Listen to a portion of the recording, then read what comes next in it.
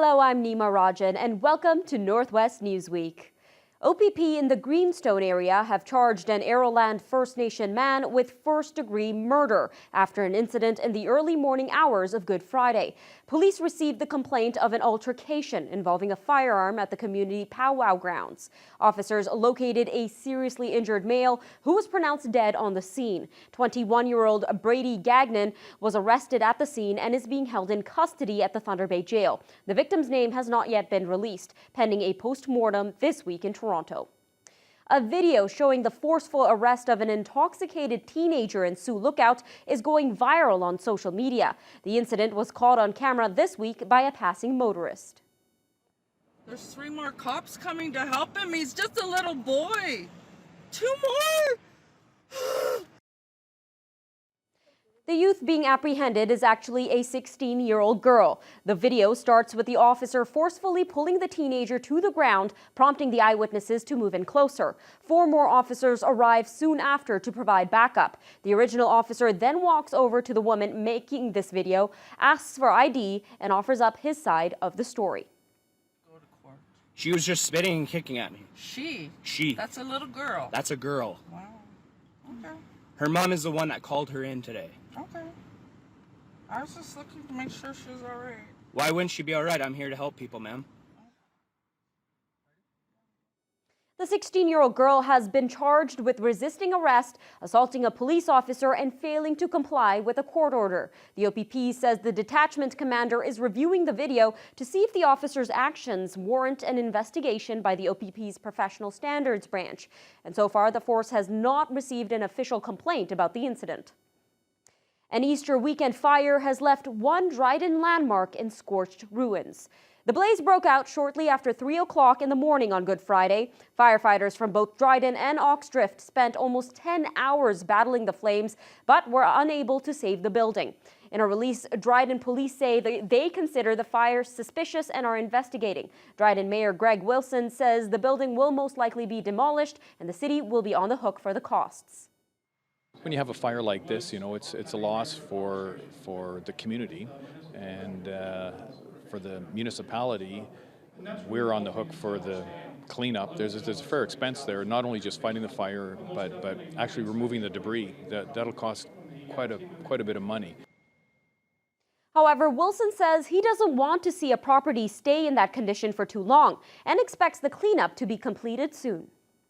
Municipal leaders from across the region were in Thunder Bay this week for the 73rd annual NOMA General Meeting. The 3-day conference provides a space for municipalities to come together, discuss their issues, and collaborate. Wednesday's session gave attendees the chance to meet face-to-face with 2 members of the Doug Ford cabinet before Friday's usual Bear Pit session. Adam Riley reports. The sound of bagpipes filled the air and marked the opening ceremonies of the 2019 Northwestern Ontario Municipal Association Conference in Thunder Bay.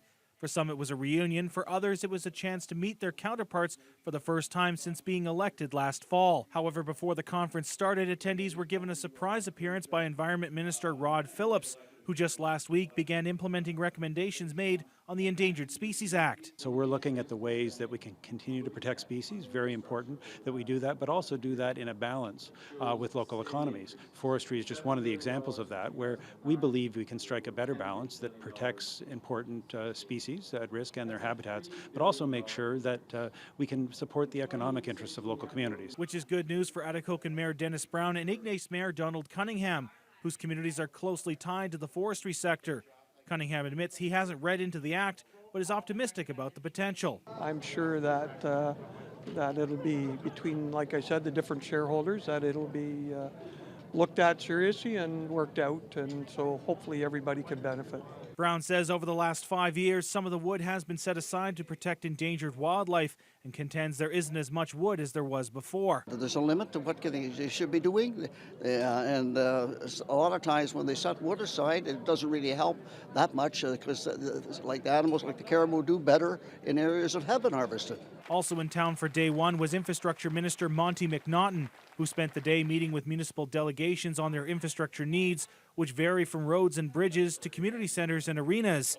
But he says there are 2 very common threads. expanding natural gas across northern Ontario, as well as ensuring that people have access to broadband and high-speed internet. And we're moving forward aggressively with the plan to spend $315 million over the next 5 years. McNaughton says broadband internet is a necessity if the province plans to grow its economy. Adam Riley, TBT News. Day 2 at NOMA's annual general meeting put a focus on property assessment concerns and a road to the Ring of Fire. The agenda included representatives from various agencies who had their feet put to the fire by some of the delegates. Once again, here's Adam Riley. Day 2 of the NOMA conference had delegates settled in to hear presentations from various regional organizations. One which has received much scrutiny and attention in recent years is the Municipal Property Assessment Corporation, or MPAC. Many leaders have questioned how the agency gets its numbers when it comes to assigning values. Nipigon Mayor Richard Harvey says his community has a housing shortage and builders are being deterred by values set by MPAC. If you have a house that would sell for $250,000, you can expect to pay, anywhere from $2,000 to $3,500 a year in taxes. If you build a house that will sell for $250,000, you can expect to pay $8,000 in taxes. Why is it that we can't get that right? Where you do feel that there are some properties that are severely underassessed, we'd be more than willing to work with your administration to have a review of that. Dawson Cole says MPAC has worked with other communities in the past to help solve the issue by getting regional information directly from the municipalities. NOMA President Wendy Landry says MPAC has had a rough rap, but they do work with the communities. And they've come a long way in making progress on where the MPAC was in relation to our municipalities in the past. And I think that gap has come a lot closer. Day 2 also gave a group of leaders from the Kenora District the chance to come together to push for an east-west road into the Ring of Fire, led by Sioux Lookout Mayor Doug Lawrence. What we're really asking for is to have an environmental assessment done on the east-west corridor, which we know, and it's been proven in the past, is environmentally the best. Economically, for regional economic development, we think it also makes more sense. Lawrence says there are several reasons as to why the east-west road would be better, such as avoiding several waterways and wetlands, having a lower cost, and bringing all-weather access roads to many northern communities. Dryden Mayor Greg Wilson is also lending his support to the route, and while he admits his city might not see the direct benefits, he knows if others succeed in the area, so will Dryden. We want to make sure whatever is done is the best solution for everyone involved, whether it's First Nations, the communities along the way, whoever, and what's best for the province. The mayors are hoping to have a chance to bring the issue up with Minister Greg Rickford later on at the conference. Adam Riley, TBT News.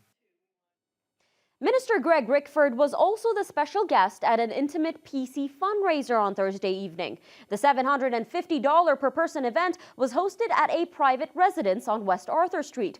However, the location leaked out to local union officials who showed up to protest the Ford government's new funding program for autism.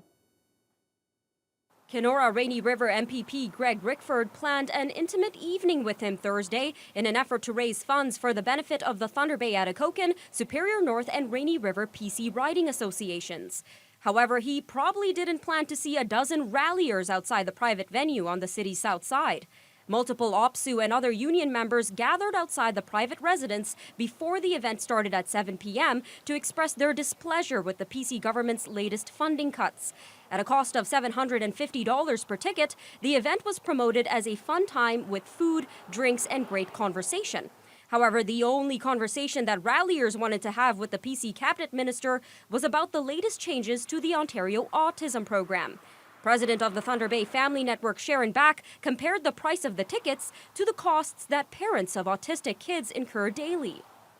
One of the things I will say is that I've talked to a lot of families during this campaign about the costs that they incur now and what they're worried about with the changes to the Ontario Autism Program. We have one mom who it actually costs her the same amount of money that this dinner costs, which is $750, to do one trip from her community to another community to access one session of speech therapy.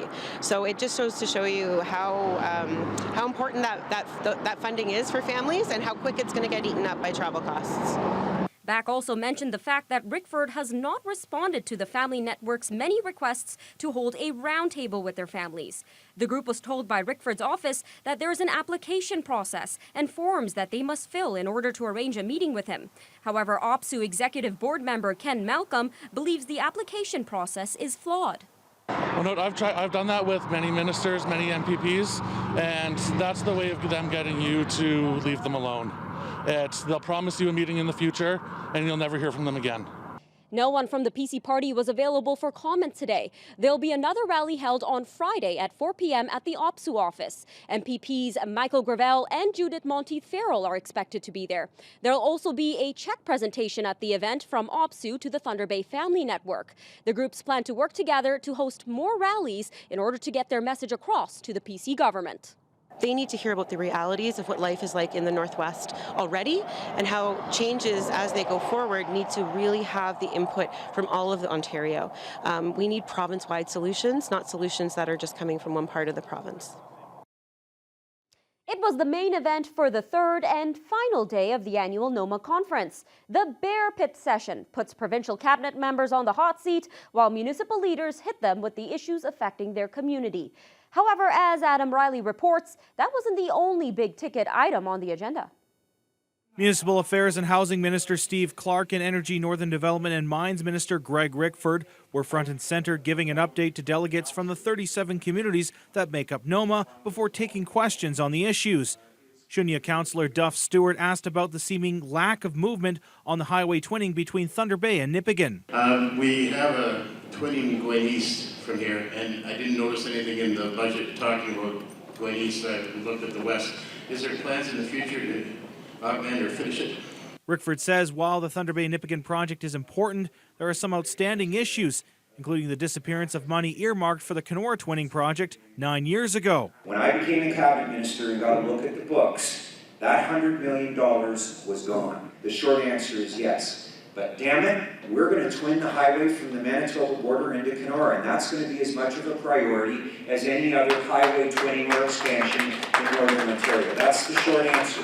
We deserve it. Clark also fielded some questions from the crowd. He says he knows the importance of being able to meet with municipal leaders. As someone who was a former mayor and a former CAO and also a former president of AMO, I've been to NOMA before, and I appreciate the interaction with the delegates. It's very important for us to hear the voices from Northwestern Ontario and some of the challenges that they're facing. Rickford and Clark weren't the only two high-profile MPPs at the conference. NDP leader Andrea Horvath also spoke to the crowd Friday.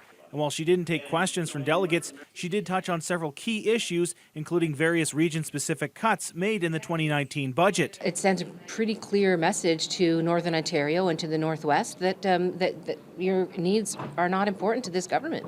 That the very ministries that that provide huge amounts of service to municipalities and communities are being slashed to the quick. In recent years, NOMA has also held a fall regional conference, but the Ministry of Municipal Affairs and Housing has decided to cancel the conference in an effort to communicate with municipalities in a different manner.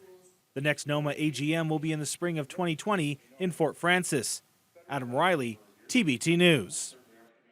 Coming up after the break, Hydro One announces its plan to bring added electrical load to the region.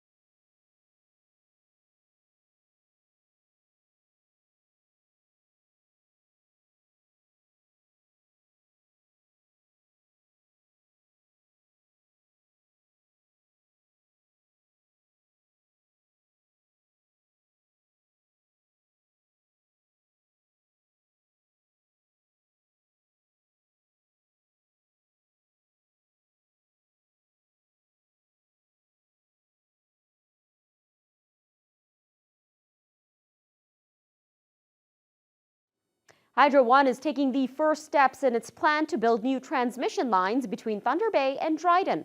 The independent electricity system operator recently pegged that project as a priority because of the expected new industries in the region.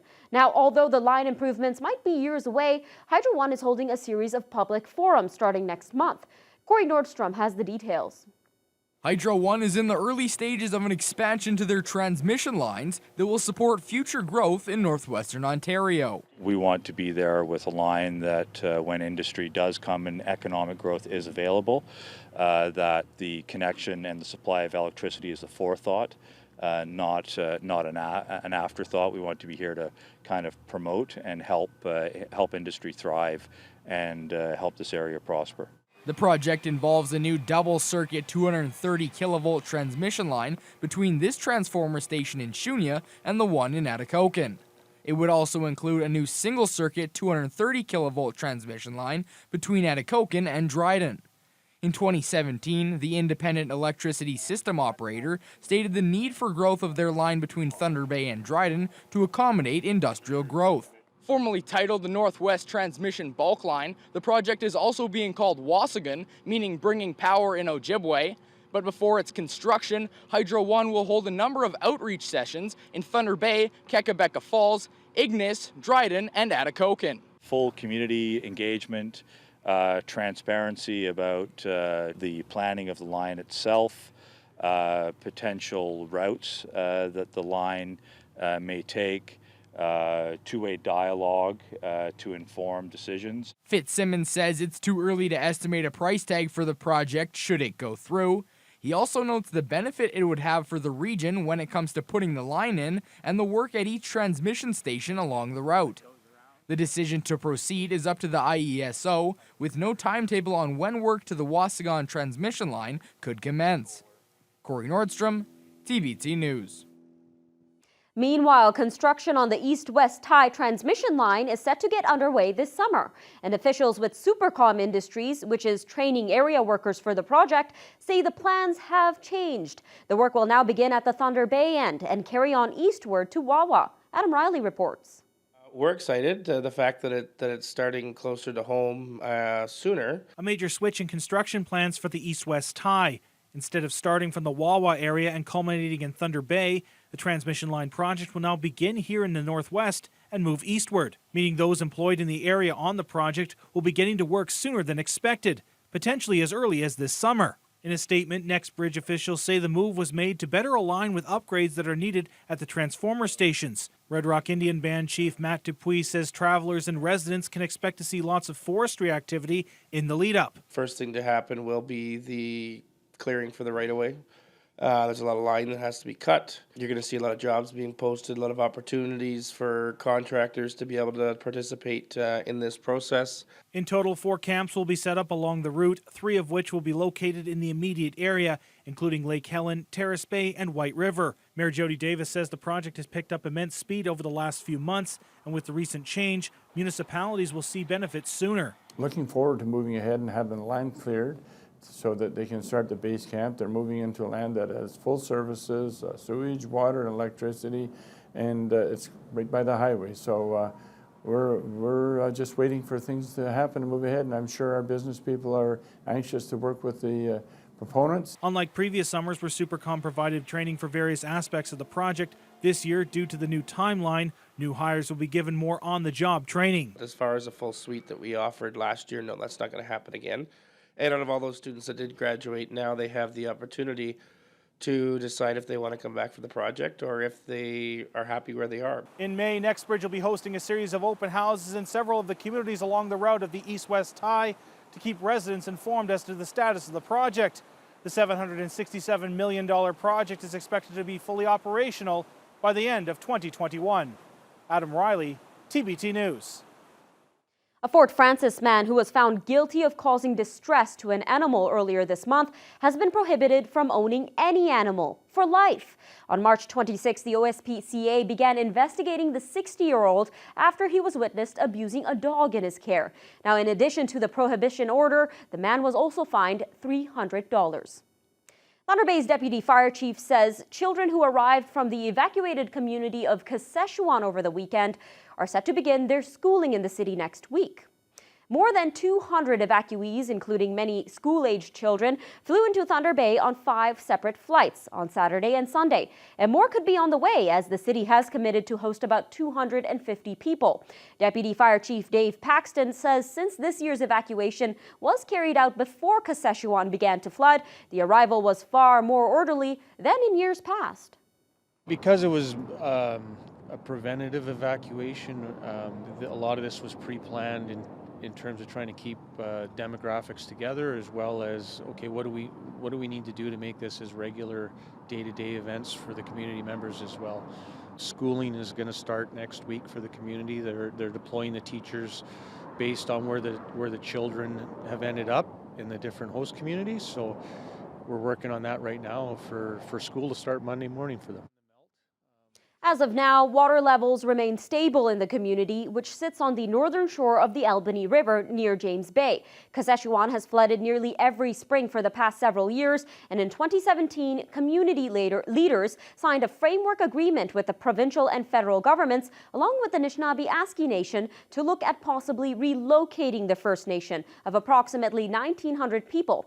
Timmins, Kapuskasing, Smooth Rock Falls, and the city of Cornwall are also hosting evacuated residents who are expected to be displaced for 3 or 4 weeks. Stay tuned, we'll have more after the break.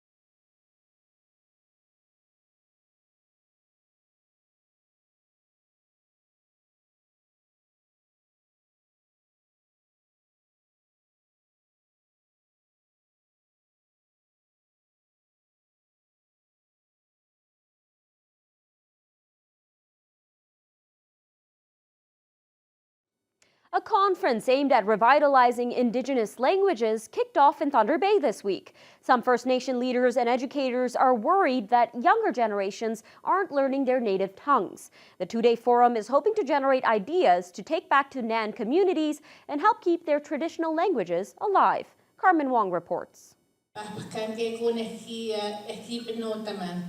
English was rarely spoken at the conference. Instead, Ojibwe, Cree, and Oji Cree led the conversations on how to revitalize Indigenous languages. 120 leaders and educators from as far as Sachiko Lake came to review recent best practices that support the protection and promotion of these languages. The efforts reflect the United Nations Declaration of 2019 being the Year of Indigenous Languages, aimed at raising international attention about the importance of developing resources for future generation speakers. We're looking at promoting immersion programs within our schools. We Right now, we have very few immersion programs and funding resources for us to be able to provide those for our children. Even when there are immersion programs available, some worry about the necessity of the Indigenous languages over English. MPP for Kiewit Nong Sol Mamakwa says education is key to reconciliation. The conference includes discussion on how to blend tradition with technology and utilizing interactive language apps in the classroom. We have to,